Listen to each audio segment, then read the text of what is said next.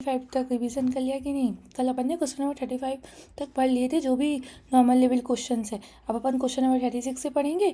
अब इसके बाद जो 40 तक नॉर्मल लेवल के सारे क्वेश्चंस कंप्लीट हो जाएंगे।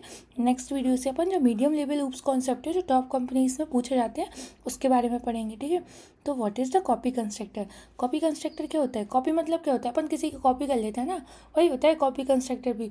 मतलब हम जो दूसरा ऑब्जेक्ट है उसका एग्जैक्ट कंटेंट कॉपी कर लेना। मान लो कि आपने अपने फ्रेंड का नोट्स एग्जैक्ट कॉपी कर लिया, जैसा उसने लिखा है सेम टू सेम आपने भी लिख लिया।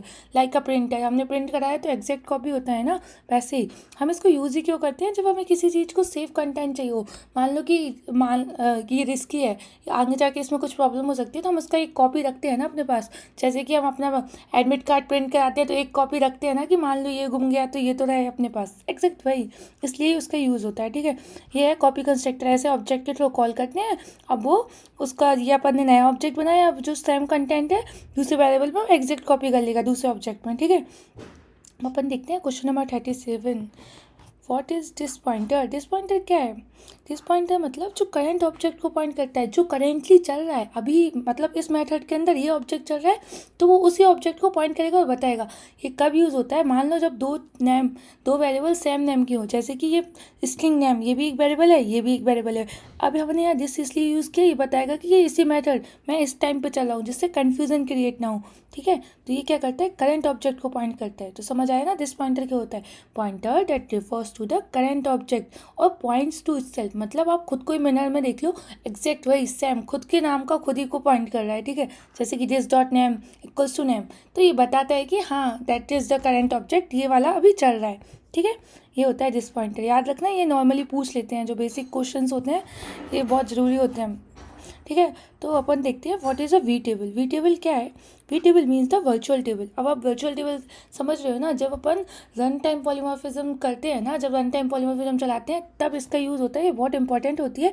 इसके बिना जो वर्चुअल फंक्शन अपन क्रिएट करते हैं, जिससे अपन बताते हैं कि जो चाइल्ड क्लास की मेथड इंप्लीमेंट होगी, तो अगर वर्चुअल टेबल नहीं होगी तो जो वर्चुअल फंक्शन है वो पॉसिबल ही नहीं है। ठीक है, तो ये क्या करता है? ये stores the address of the virtual function for run time polymorphism.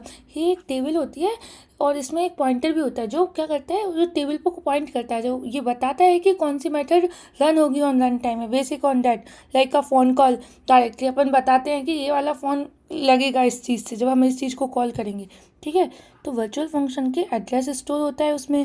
Run time पे करेक्ट फंक्शन का एड्रेस लुकअप, मतलब हमें पता चलेगा कि भाई ये वाला फंक्शन रहेगा। जैसे अब टेबल है ना, तो उसमें तो सारी चीज़ें रहेंगी, तो हम उससे ईजिली फाइंड आउट कर सकते हैं। ठीक है, each class with the virtual function has a V table hidden by the compiler.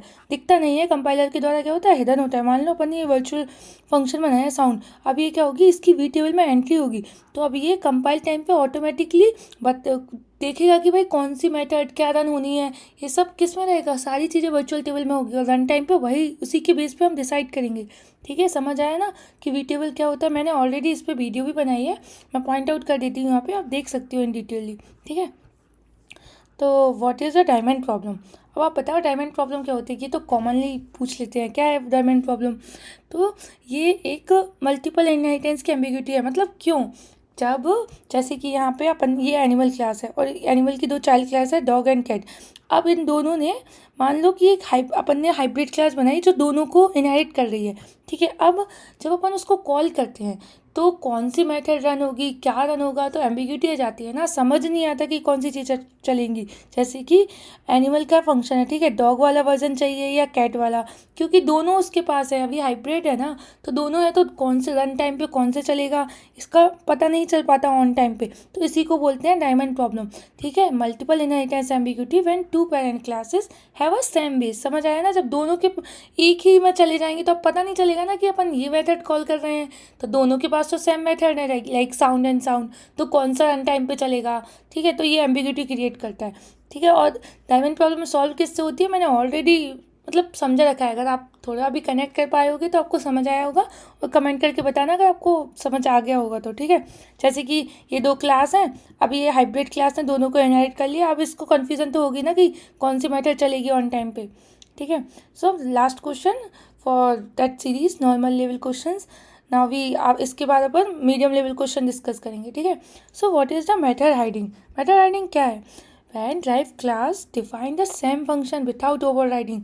क्या है, जब जैसे कि यहाँ पे अपन एग्जाम्पल से देखते हैं, पेरेंट्स की मेथड हिडन हो जाती है। मतलब मान लो हमने पेरेंट्स में कोई मेथड बनाई, या हमारे पेरेंट्स ने कोई चीज़ खरीदी, ठीक है, कोई भी चीज़ है जो अब बच्चे ने भी वही चीज़ खरीदी, तो जो पापा ने खरीदी थी उसको क्या कर दिया, वो ओल्ड हो गई है, उसको ख़त्म कर दिया, मतलब उसको हिडन कर दिया। अब जो बच्चे की नई चीज़ आएगी उसके बारे में बात होगी, तो क्या होगा, जो चाइल्ड की नई मेथड होती है वो पेरेंट की मेथड को हिडन कर देती है, ठीक है।